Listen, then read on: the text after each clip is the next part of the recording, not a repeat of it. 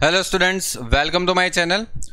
तो देखो, आज हम लेक्चर नंबर 2 लेके आए जिसमें ब्रांच अकाउंट का सेमेस्टर 1 FI BCom के MCQ सॉल्व करेंगे। इससे पहले हमने 10 MCQ सॉल्व किए थे ब्रांच अकाउंट के, जिसमें प्रैक्टिकल और थ्योरिटिकल MCQ दोनों थे। ठीक है, और इस लेक्चर के अंदर भी आपको उसी प्रकार से MCQ में सॉल्व करवाऊंगा विथ सॉल्यूशन और एक्सप्लेनेशन के साथ। ओके, देखो क्या है। तो फर्स्ट आपको क्वेश्चन है जिसमें Bilimora branch has sent 10,000 10,000 to its head office. मतलब देखो, यहां पर पूछा क्या है कि एक ब्रांच जो है वो उसकी हेड ऑफिस को हेड ऑफिस को सेंड कर रहा है गुड्स। क्लियर? कितने का? 10,000 का कुछ अमाउंट सेंड कर रहा है। गुड्स नहीं है, 10,000 की कुछ अमाउंट सेंड कर रहा है। ठीक है, ओके। कौन सी तारीख को सेंड कर रहा है? 29/3/2019, which was received by the head office on 3/4/2019। और आपका अकाउंटिंग ईयर कब खत्म होता है? 31 मार्च को। This item will be recorded in the books of HO। अब HO की बुक्स में किस तरीके से इसका रिकॉर्ड करेंगे वो आपको यहां पर पूछे। तो देखो, यहां पर ध्यान देना, ये ब्रांच जो है ना, ब्रांच उसने कैश सेंड किया है HO को, और वो 31 मार्च तक HO के पास पहुंचा नहीं है। देखो यहां पर 31 मार्च आपका साल एंड होता है, और उसके पास पहुंचा है 3 दिन के बाद, मतलब 3 अप्रैल को पहुंच गया। तो हेड ऑफिस के पास 3 अप्रैल को पहुंचा है। तो इस टाइप के ट्रांजैक्शन को बोलते हैं cash in transit.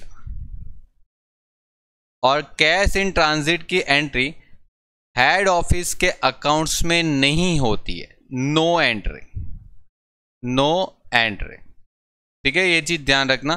Cash in transit जो है वो किसके अकाउंट्स में एंट्री होती है? ब्रांच अकाउंट्स में होती है, मतलब ब्रांच के अकाउंट्स में होती है, ब्रांच की बुक्स में। तो यहां पर पूछा है इन द बुक्स ऑफ HO। तो HO की बुक्स में कोई एंट्री नहीं होती, ब्रांच की बुक्स में एंट्री होती है। ब्रांच की बुक्स में एंट्री होती है कैश इन ट्रांजिट की। ठीक है, तो यहां पर आपका जो आंसर है वो D आने वाला है। तो ये आपका क्वेश्चन सॉल्व हुआ। ध्यान रखना, जो गुड्स सेंड करेगा तो कैश इन मतलब देखो, कैश सेंड किया तो कैश इन ट्रांजिट होगा, और गुड्स सेंड करेंगे तो गुड्स इन ट्रांजिट होता। तो कैश इन ट्रांजिट की एंट्री कौन करता है? ब्रांच, क्योंकि ब्रांच ने कैश सेंड किया होगा। और गुड्स इन ट्रांजिट होता है तो उसकी एंट्री कौन करेगा? HO की बुक्स में होती है, और HO करता है, ब्रांच नहीं करता। तो ये दोनों पॉइंट आपको पूछ सकते हैं, मोस्ट इंपॉर्टेंट पॉइंट है। चलिए नेक्स्ट, ये भी एक इंपॉर्टेंट पॉइंट है जो आपको पूछ सकते हैं। आपको बोला गया फाइंड आउट करना है क्रेडिट सेल्स। ओके, अभी आपको यहाँ पर देखो डेटर्स का अकाउंट्स पता होना चाहिए कि किस तरीके से डेटर्स के अकाउंट्स में एंट्री आती है। आपको पता है यहाँ पर ओपनिंग बैलेंस होता है, ओके, यहाँ पर होता है क्रेडिट सेल्स, ओके, यहाँ पर बाय कैश होता है, यहाँ पर होता है बैड डेप्ट, अगर है तो आपको लिखना पड़ेगा। यहाँ पर होता है गुड्स रिटर्न,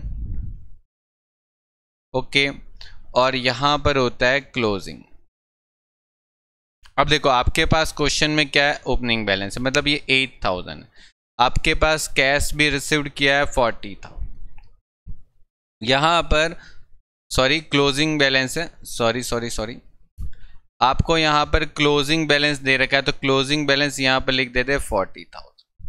कैश कितना रिसीव्ड किया आपके पास है? तो कैश रिसीव्ड किया है 60,000।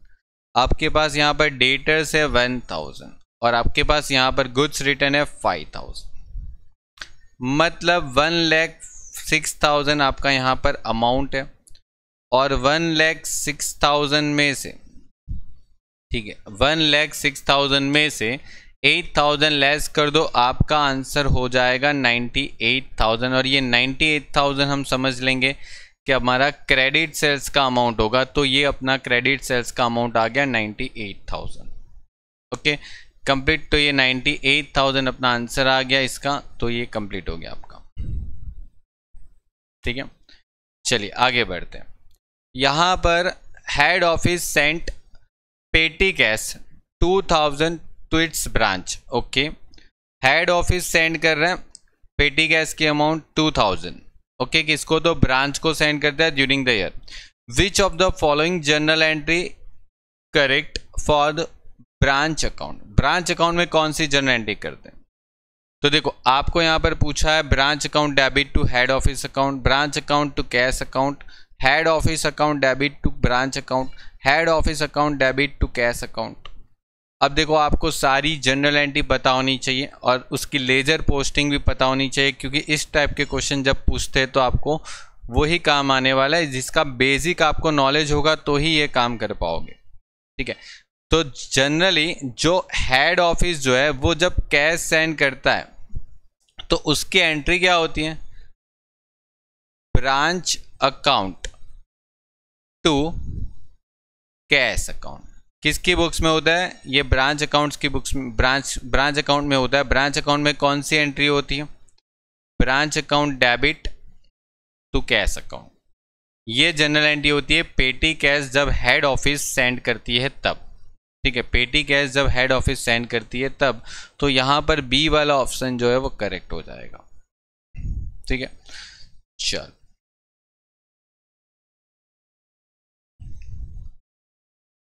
Next. During the year HO sent 2500 to branch for the petty cash expenses. Okay, मतलब HO ने कितने कैश सेंड किया? 2500।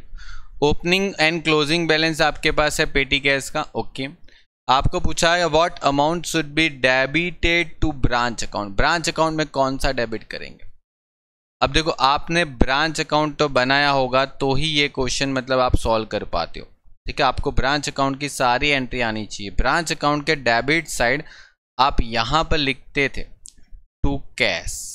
ओके, जब भी HO अगर ब्रांच को पेटी कैश के लिए अमाउंट सेंड करता है, जब भी HO पेटी कैश के लिए ब्रांच को अमाउंट सेंड करता है, किसको?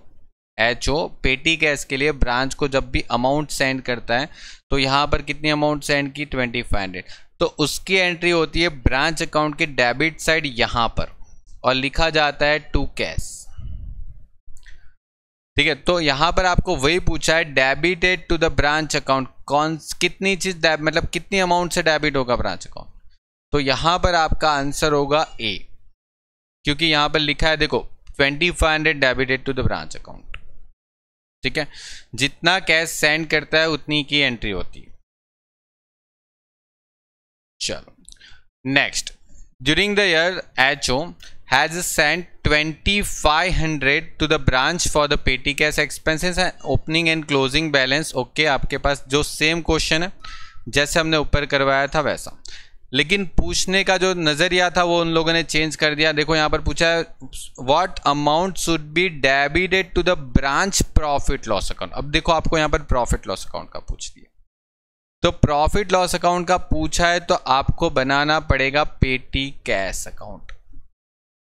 पेटी कैश अकाउंट बनाना पड़ेगा और पेटी कैश अकाउंट में यहां पर होता है ओपनिंग बैलेंस। अब देखो, ओपनिंग बैलेंस कितना है आपके पास? 250। ठीक है, और यहां पर HO के पास से कितना पैसा मिला है? 2500। तो आपके पास 2750 हो गया और उस 2750 में से आपके पास यहां पर क्लोजिंग कितना है? 550, 550। तो आपका यहां पर जो एक्सपेंस होगा वो कितना होने वाला है? 2200। और ये प्रॉफिट लॉस अकाउंट का पूछा है, उन लोगों ने ऐसा बोला कि P&L अकाउंट के डेबिट साइड यहां पर कौन सी एंट्री होती है? तो ये जो 2200 की एंट्री होती है ना, वो P&L अकाउंट के डेबिट साइड जाती है, जिसको बोलते हैं सन्ड्री एक्सपेंसेस। ओके, ये यहां पर होता है। तो ये जो पूछा है आपको, देखो प्रॉफिट लॉस अकाउंट के डेबिट साइड कौन सी एंट्री जाती है? तो प्रॉफिट लॉस के डेबिट साइड ये 2200 की एंट्री जाएगी। ठीक है, तो ये आपको यहां पर आंसर आ जाएगा। ठीक है, तो देखो इस टाइप के छोटे छोटे कैलकुलेशन वाले क्वेश्चन आपको पूछ सकते हैं जो कि काफी लॉजिकल है। ठीक है, चलो क्वेश्चन नंबर 16। अब देखो इस क्वेश्चन में क्या बोला? A remittance of 10,000 in cash which was made by the Surat branch to head office, मतलब सूरत ब्रांच ने हेड ऑफिस को कितना सेंड किया, 10,000। मतलब देखो एक सूरत में ब्रांच, एक सेकेंड, एक सूरत में ब्रांच, ओके, उसने क्या किया, हेड ऑफिस को 10,000 सेंड किया, ठीक है, 10,000 सेंड किया, कैश सेंड किया, ओके, कैश सेंड, ओके। अब ये कैश कौन सी तारीख को दिया था, ओके, और मुंबई वाली जो मतलब ब्रांच थी उसको कौन सी तारीख को मिला था, इस तारीख को, मतलब सूरत ब्रांच ने इस तारीख को गुड्स कैश सेंड किया था, जबकि इधर पहुंचते पहुंचते ये तारीख हो गई, ठीक है, और आपका अकाउंटिंग ईयर खत्म होता है 31 मार्च को, तो सीधी बात है 31 मार्च की तारीख पर ये कैश हेड ऑफिस तक पहुंचा नहीं था, रास्ते में था रास्ते में, तो इसको बोलते हैं कैश इन ट्रांजिट। और कैश इन ट्रांजिट की एंट्री किसकी बुक्स में होती है, ब्रांच की बुक्स में, ठीक है, क्योंकि वो सेंड किया होगा। हेड ऑफिस की बुक्स में इसकी कोई एंट्री पास नहीं होती, ठीक है, इसकी बुक्स में इसकी कोई एंट्री पास नहीं होती। ये आप एक बार क्लियर कर लेना, यहाँ से क्वेश्चन जरूर आ सकता है, ठीक है। तो देखो यहाँ पर क्या पूछा है, द अकाउंटिंग ईयर 31 मार्च है और पास द नेसेस मतलब pass the general entry in the books of head office. ये चीज ध्यान से समझना कि आपको पूछा क्या, अगर ये सेम क्वेश्चन में ऐसा भी पूछ सकते हैं in the books of branch, ठीक है, यहां पर पूछा in the books of head office, तो हेड ऑफिस की बुक्स में कोई जनरल एंट्री नहीं होती, मतलब no journal entry, head office की बुक्स में कोई जनरल एंट्री नहीं होने वाली, तो हेड ऑफिस की बुक्स में नो एंट्री होती है, ओके। कैश इन ट्रांजिट की एंट्री हेड ऑफिस की बुक्स में नहीं होती, वो ब्रांच की बुक्स में कर दे, ठीक है। अगर यही सेम चीज अगर आपको पूछते कि इन the books of branch, in the books of branch, तो कौन सी जनरल एंट्री होती, तो फिर मतलब ये बी वाला ऑप्शन आता, ठीक है, इन बुक्स ऑफ ब्रांच। अगर यहां पर हेड ऑफिस के जगह पर ब्रांच लिखा होता कि ब्रांच की बुक्स में क्या एंट्री होती, तो फिर आपका ऑप्शन नंबर बी करेक्ट आ जाता, ठीक है, cash in transit account to HO account.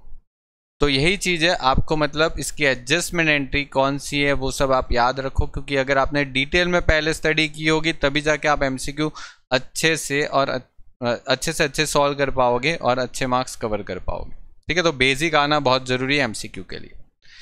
अब देखो ये तो बहुत ही सिंपल क्वेश्चन है कि ब्रांच अकाउंट जो है वो कौन से टाइप्स का अकाउंट है। आपको पता है अकाउंट्स के टाइप्स जो होते हैं, personal account, real account, nominal account, ठीक है।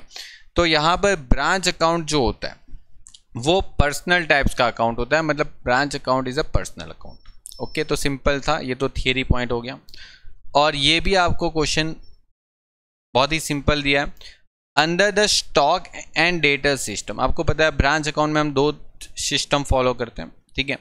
एक तो होता है ये स्टॉक एंड डेटा सिस्टम, तो यहाँ पर स्टॉक एंड डेटा सिस्टम के अंदर ब्रांच अकाउंट जो है वो किस हिसाब से ट्रीट किया जाता है, तो स्टॉक एंड डेटा सिस्टम में ब्रांच अकाउंट जो है उधर रियल अकाउंट के तौर पे सिलेक्ट किया जाता है, मतलब रियल अकाउंट टाइप्स होता है वो।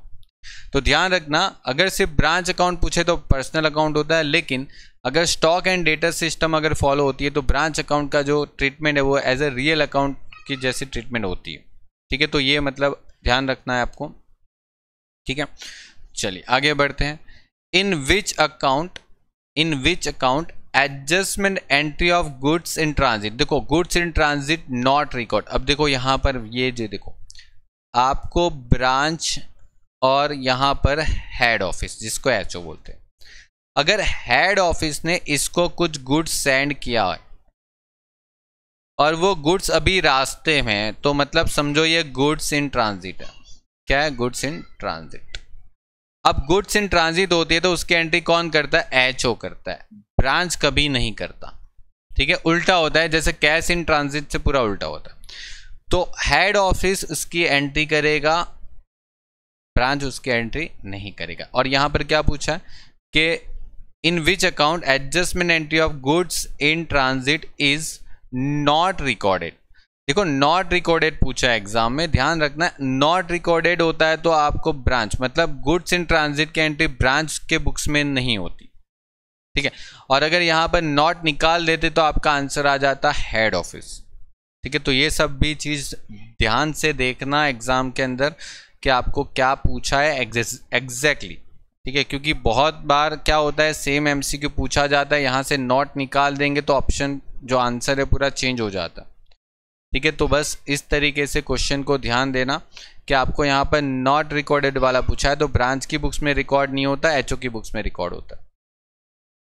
चलिए एक लास्ट क्वेश्चन है, यहाँ पर बोला गया है कि which of the following is the correct entry in the books of HO for the cash received from branch on the accounts collection from the debtors. अच्छा, डेटर्स से जो कलेक्शन होता है ना पैसों का, उसकी ब्रांच में क्या एंट्री मतलब क्या एंट्री होती है एचओ की बुक्स में। तो आपने शायद ब्रांच अकाउंट बनाया होगा। ठीक है, आपने जब बड़े क्वेश्चन करवाते थे, मतलब आपको जब सेमेस्टर 1 में बड़े क्वेश्चन किए होंगे, तो जो डेटर्स से कैश रिसीव होता था ना, डेटर्स से जो कैश रिसीव होता था वो आप कहाँ पर लिखते थे, उसकी क्या एंट्री करते थे। तो डेटर्स से जो कैश रिसीव होता था उसकी एंट्री क्या करते थे, वो यहाँ पर है। तो आपको पता है ब्रांच डेटर्स अकाउंट बनाते थे, और डेटर्स अकाउंट जैसे ब्रांच डेटर्स अकाउंट बनता था। ठीक है, आपको पता है ब्रांच डेटर्स अकाउंट बनता था और यहां पर लिखते थे हम कैश क्रेडिट साइड। तो एक्चुअल में आपकी एंट्री क्या होनी चाहिए, branch debtors account credit. Okay, तो देखो यहां पर ब्रांच डेटर्स अकाउंट क्रेडिट दिख रहा है और कैश अकाउंट क्या होता है, डेबिट। मतलब सही आंसर आपका ये हो गया। ठीक है, तो देखो आपको अगर बड़े क्वेश्चन आते हैं तो ही आप एमसीक्यू को फटाफट से सॉल्व कर पाओगे विथ इन 1 मिनट्स के अंदर, अगर इस टाइप के आपको कैलकुलेटिव और थोड़े बेसिक टाइप के एमसीक्यू पूछते। ठीक है, तो इसके लिए आपको बेसिक आना ज़रूरी है, और बेसिक के लिए आपको पूरा क्वेश्चन सॉल्व एटलीस्ट 1 या 2 क्वेश्चन पूरे सॉल्व किए होंगे आपने सेमेस्टर 1 में, तो ही जाके आपको जनरल एंट्री क्विकली आ सकती है। ठीक है, चलिए तो ये कंप्लीट हुआ अपने 20 एमसीक्यू आज के। और ओके, मिलते हैं नेक्स्ट लेक्चर के अंदर दूसरे क्वेश्चन के साथ। Okay, goodbye, take care.